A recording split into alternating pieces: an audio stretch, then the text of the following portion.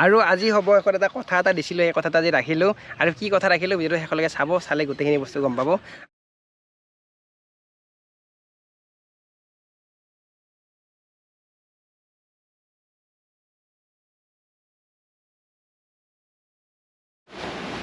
ৰাইজ আৰু আজি এটা নতুন এটা ৰাইডৰ কাৰণে আমি ৰেডি হৈছোঁ। বঢ়িয়াকৈ জেকেট টাইপ পিন্ধি লৈছোঁ। আজি অলপমান পুৰা মজা লাগিব ৰাইড কৰি, বাইক চলাই।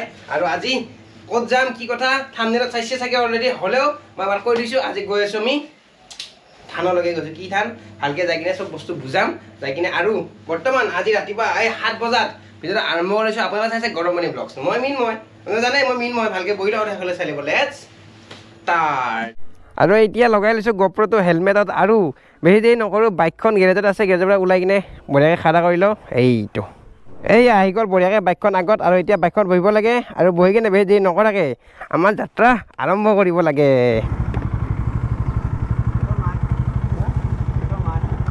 পেট্ৰল নাই, মিঠাতেল হ'ব, মিঠাতেল মিঠাতেল হ'ব, পানী হ'ব। হে দেৰিকা দে আৰু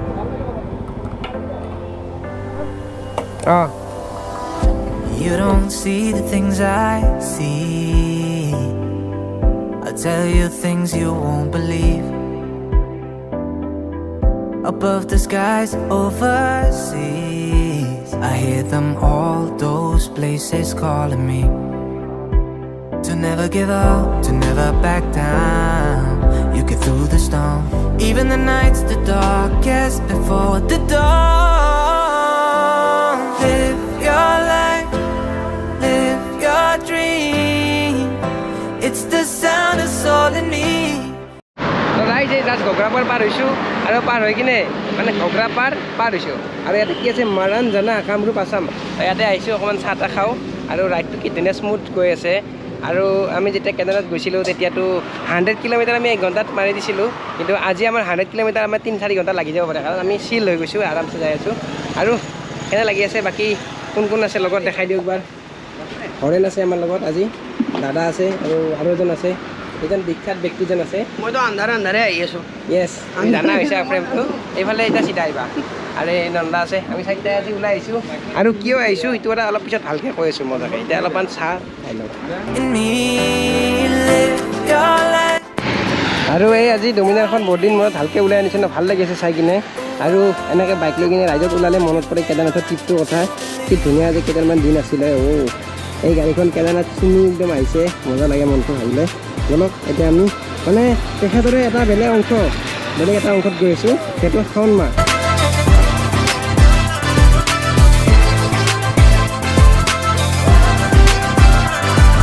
ক'ব নোৱাৰোঁ ভগৱানে কি বিচাৰে। মই যেতিয়া তেখেতৰ চৰণলৈকে যাওঁ, ইমান ধুনীয়া বতৰ কৰে, মই বুজিব পৰা নাই বস্তুটো। আজি ওলাই আহিছোঁ আমি, মানে দেখি আছে ন, ইমান শক্ত ৰ'দ নাই, মানে ধুনীয়া এটা মানে চাওক ওপৰত ডাৱৰ হৈ আছে। মানে কি ক'ম আৰু, এইটো মানে থেংক ইউ গড। ভাল লাগিছে এনেকৈ মনটো, মানে ইমানখিনি ছাপোৰ্ট মানে তেখেতৰ পৰা মানে পাইছোঁ ন। কেদাৰনাথ ৰাইডটোত ইমান ছাপোৰ্ট কৰিছে। আজি আহিছোঁ তেখেতৰ ওচৰত, ইমান ছাপোৰ্ট। আৰু মই কি ক'ম আৰু আপোনালোকক, বলক তালৈকে যাওঁ, য'ত যাব আহিছোঁ। তাতে যাই কিনে ভালকৈ গোটেইখিনি কথা বুজাই পৰাই কৈ আছোঁ। আৰু ইয়াৰ লগতে আমাৰ আৰম্ভ হৈ গৈছে বৰষুণ।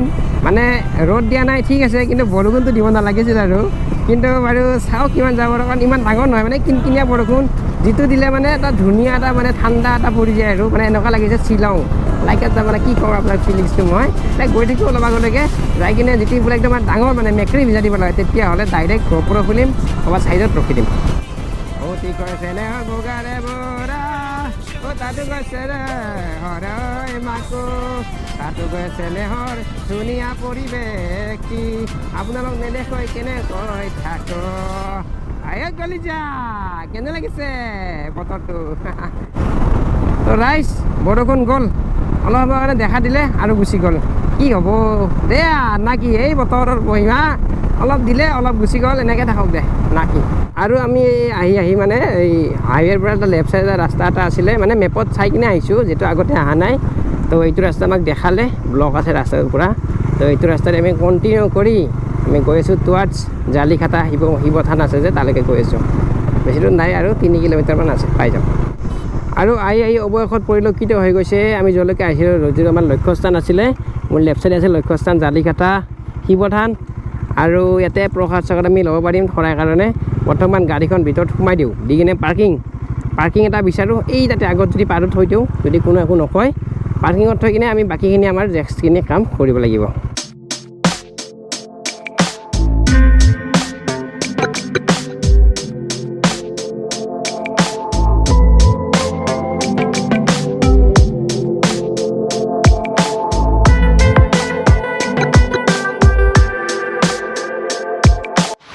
আৰু আজি হ'ব এখন এটা কথা এটা দিছিলোঁ এই কথাটো আজি ৰাখিলোঁ আৰু কি কথা ৰাখিলোঁ ভিডিঅ'টো শেষলৈকে চাব চালে গোটেইখিনি বস্তু গম পাব আৰু মই কৈ দিছোঁ কথাটো কি আমি যেতিয়া কেদাৰনাথ গৈছিলোঁ আহা ফ্ৰেমত আহা নয়ন দাদা আছে দাদা আছে মই আছোঁ এই তিনিটা আমি যেতিয়া কেদাৰনাথ গৈছিলোঁ তেতিয়া এটা মানে ভগৱানক আমি কৈছিলোঁ যে এই ৰাইডটো যদি আমাৰ ছাকচেছফুল ৰিটাৰ্ণ হৈ যায় যদি আমাৰ কোনো ধৰণৰ বিঘ্নি নোহোৱাকৈ আমি ঘৰত ঘূৰি আহিব পাৰোঁ তেতিয়াহ'লে আমি গুৱাহাটীত যাই কিনে আকৌ এবাৰ এটা দৰ্শন কৰিম কোনোবা এটা মন্দিৰত যাম শৰাই এখন দিম মানে সেৱা এটা কৰিম কিন্তু এই মন্দিৰ চিলেক্ট কৰি আছিলোঁ ভাবিলোঁ সেইটো যাওঁ ফাইনেলি ভাবিলোঁ এইটো মন্দিৰত আহোঁ এইটো অলপমান নতুন হৈ যায় মই প্ৰথমতে অহা নাই তো সেইকাৰণে ভাবিলোঁ এইটোত আহোঁ আজি সেইকাৰণে এতিয়া আহিছোঁ আহি কিনে আমাৰ যিটো কথাটো ৰাখিলোঁ ৰাখি কিনে এতিয়া বৰ্তমান অলপ কাম আছে এইখিনি কৰোঁ কৰি কিনে ভগৱানে চাই আছে আৰু নে কি কোৱা বতৰৰ মজা মানে কি আমি যাওঁতে কৈছিলোঁ যে যদি এই ৰাইডটো আমি ছাকচেছ কৰি আহিব পাৰোঁ তেতিয়াহ'লেতো ক'ৰবাত যাম আৰু একবাৰ হয় কেছটো সেইটোৱে এতিয়া বৰ্তমান যিহেতু আমাক ভগৱানে ইমানখিনি হেল্প কৰিছে আমাৰ এটা দায়িত্ব হয় যে আমি ভগৱানক সেইখিনি বস্তু দিওঁ কাৰণ এতিয়া আমাৰ টাইম হ'ল 2 মাহমানে হ'ল কিন্তু কাৰণ অহা হোৱা নাছিলে বৰষুণ দি আছিলে বানপানী হৈ আছিলে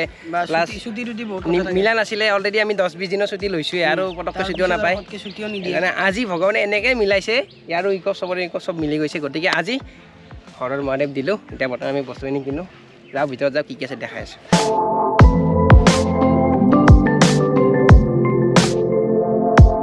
কি দিছে আমাক মাক বুট মুগ চেনি পাণ তামোল নাৰিকল কল বেলপাতো আছে নেকি বেলপাত আছে আৰু এইখন আছে আমাৰ ইয়াতে মেইন গেট আৰু এতিয়া আমি এণ্ট্ৰিটো কৰোঁ আৰু ভিতৰত সোমাই প্ৰথমতে জোতা খুলি লৈছোঁ খুলি কিনে এটা কইল এটা আছে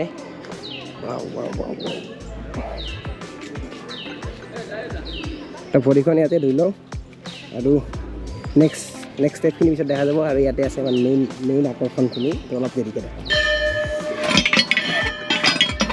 তাতে আছে আচল জেগা তাতে ভৰিৰ কাৰণে মেইন টেপ আছে লেফ্ট চাইডে তাতেই ধুব লাগিব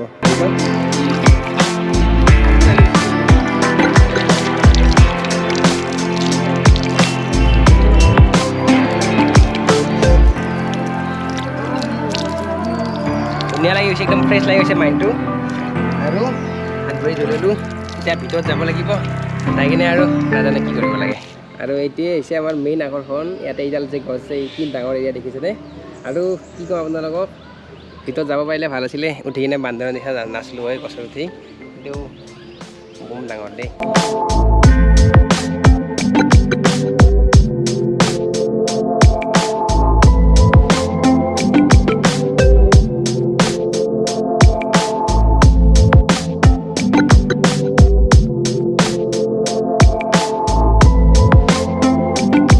আৰু আমাৰ চাকি জ্বলা কাৰ্যসূচীটো কমপ্লিট হৈ গ'ল তাৰপিছত নেক্সট আমি গামোচাখন লৈছিলোঁ এতিয়া এইখন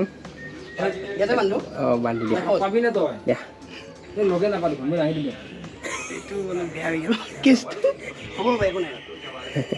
কষ্ট কৰা মানুহে কেনে মনোবল লাগে বঢ়িয়া হৈছে ধুনীয়া হৈছে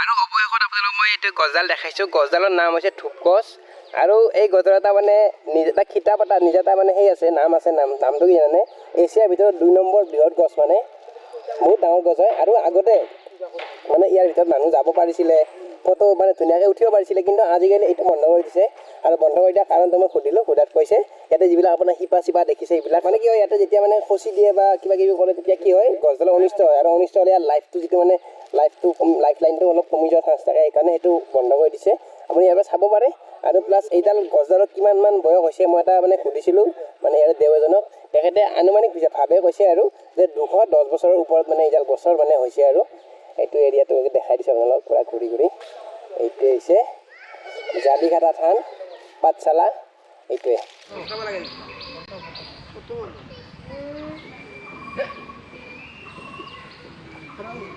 আৰু আজি ব্লগটো জালিঘাটা থানৰ পৰা ইয়াতে শেষ কৰি আছোঁ লগ পাম এটা নতুন ব্লগত আৰু সেইটো ব্লগত কি হয় সেইটো মই এতিয়া নাজানো কি হয় সেইটো পিছত আহিলে গম পাম তেতিয়ালৈকে নতুন ব্লগটো আহিব তেতিয়ালৈকে ৱেইট কৰি থ'ব আৰু যদি কোনোবা নতুনকৈ চেনেল চাই আছে ছাবস্ক্ৰাইবটো কৰি থ'ব কাৰণ ছাবস্ক্ৰাইব কৰিলে মনটো ভাল লাগে আৰু সেইটোৱে কথা বাকী ভিডিঅ'টো ৰাখি দিওঁ টাটা বাই বাই